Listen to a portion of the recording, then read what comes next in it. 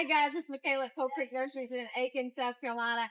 And I know we all feel like we've had a hard, hot summer, but fall is coming. And so we're starting to get some fall introductions into the nursery here.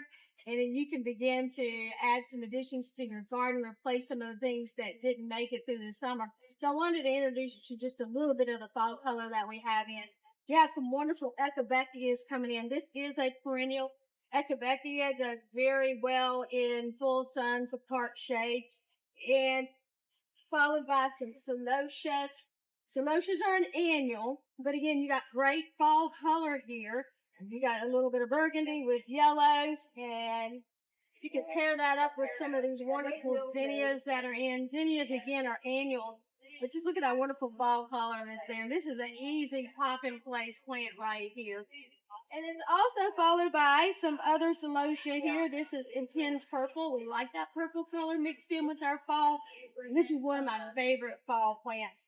I'm going to slide this over here so you can see how well it pairs up with the Croton.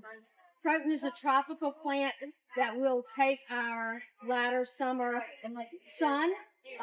It is a tropical plant, so by the time nighttime temperatures start hitting around 45 degrees, you're going to want to move this plant inside. But, you know, just imagine this already with some of those pumpkins that we're all ready for and some zinnias. And so there's a taste of fall coming, so come check it out.